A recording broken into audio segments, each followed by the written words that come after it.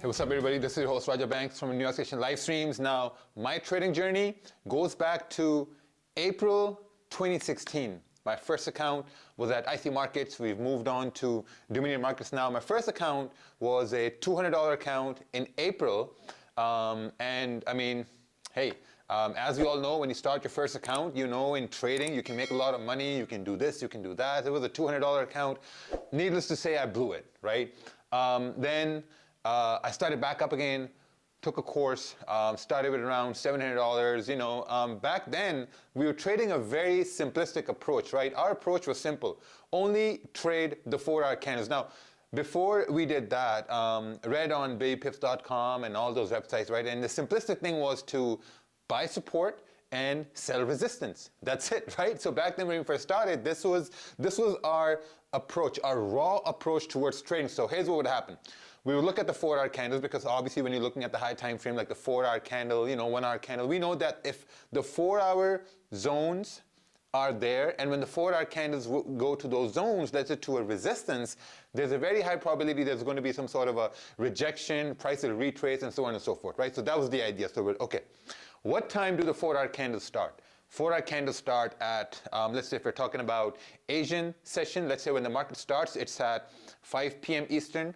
Then there's a 9 p.m. Eastern, 1 a.m. Eastern, 5 a.m., 9 a.m., 1 p.m., 5 p.m., so on and so forth, right? So we knew that, okay, every 4-hour candle starts at these times after 4 hours. So our approach was, all right, let's do this. Let's wait for a 4-hour candle to close. We chose, I chose 6 pairs and waited for every 4-hour candle to close. So let's say if you have AUD JPY, right? Australian dollar, and Japanese yen. And if the 4-hour candle is at a resistance, just mindlessly, we'll just say, okay, like, you know, 4-hour candle is at a resistance, let's take a sell, right? Took a sell, stop loss is 15 pips, and you know, on a 4-hour time frame, price is meant to reject that level on, let's say, the 30-minute time frame. On a 1-hour time frame, price would come down, let's say 10 pips, 15 pips, boom, secure profits, call it a day. That's what I did for the first 2 months, right? For the first 2 months, started with a $700 account, grew it up to $5,500 in the first 2 weeks, brought it back down to $600, took it back up to $4,000, brought it back down, and took it back up to like almost like $10,000, $12,000, brought it back down. Now, the reason why the account was coming down was because sometimes I would remove my stop, right? I would say, okay, you know what? I took a sell at a 4-hour resistance. Price has to reject, right? It has to, but it doesn't have to do what we think, right? Because, like, you know, if we have a bullish trend and the price is breaking resistance and you take a sell, that's a risky trade in itself, because now you're counting on the fact that that resistance will hold. Or if you took a buy at a 4-hour support,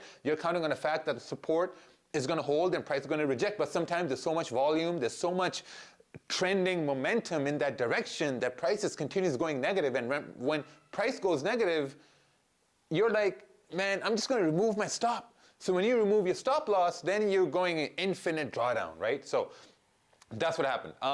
Now, obviously in the first 2 months, 2.5 months, super profitable, right? Super profitable, took my account to like 12,000 and up and down, up and down. And then a light bulb went in my head, right? And I was like, okay, this light bulb would say, okay, I have people on Instagram that take 50 pips, you know, they take 100 pips, 200 pips, these big, massive gains. So I was like, okay, I want these gains as well. You know, it's an old saying that says that don't fix what's not broken, right? So my strategy, my trading plan to trade on major pairs on every 4-hour candle at a like, you know, strong zone of resistance or support, it was working.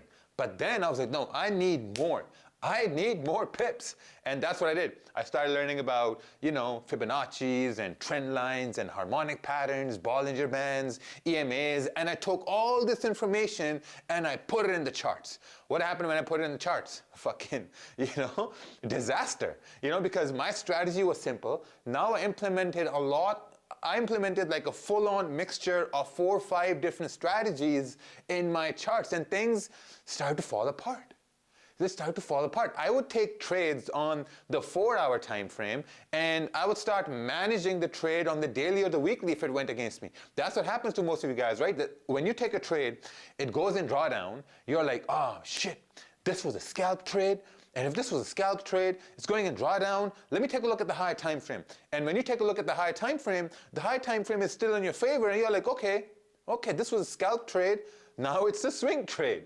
You get it, right? So those are the things that really held me back, right?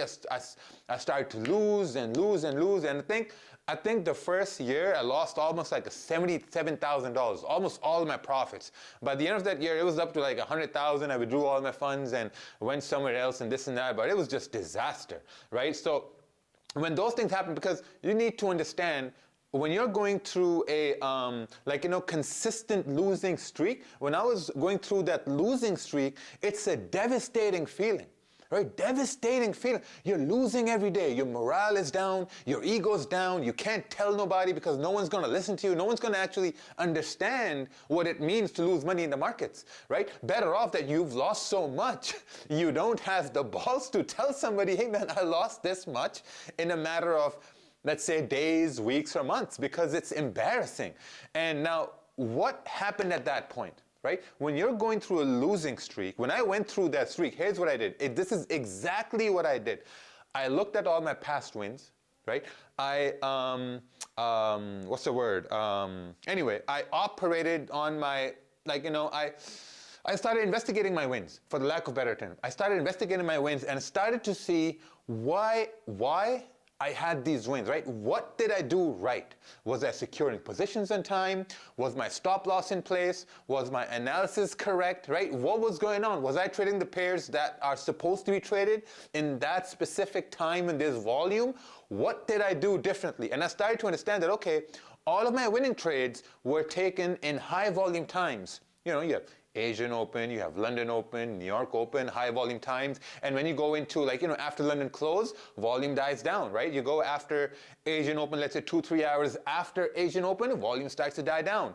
You know, a couple hours before London Open, volume dies down. So all my losses were in when volume was down. And when I look at it logically, right? So when I looked at all my statements of losses, which I had from IC markets, now we move to Dominion markets, they were all haphazard trades, like trade after trade after trade after trade.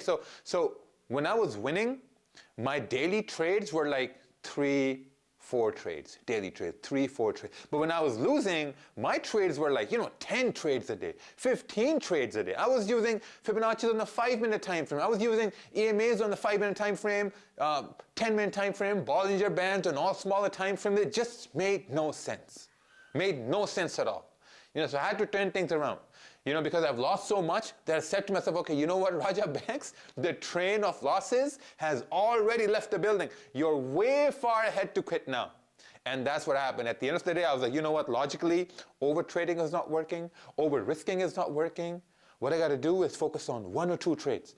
It's going to take time, right? It took time. It took 8 months for me to lose almost 6 figures. Now maybe it can take 8 months for me to get consistent. Right? And if I can get consistent, my confidence is going to go up. My ego is going to go up. Naturally, my risk is going to go up. And when your risk goes up, your monetary return gets bigger. So that's what I did.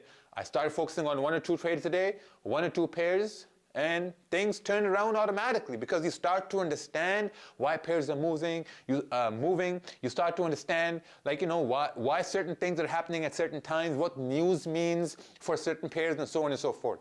Right? So it's very simple. So if you're going through like a big drawdown right now, just calm down.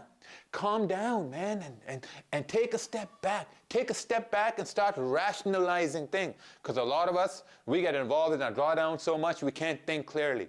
So if you want to think clearly, you got to focus on 1 or 2 trades a day. That's a simple approach. You guys see us do it in the live streams every day.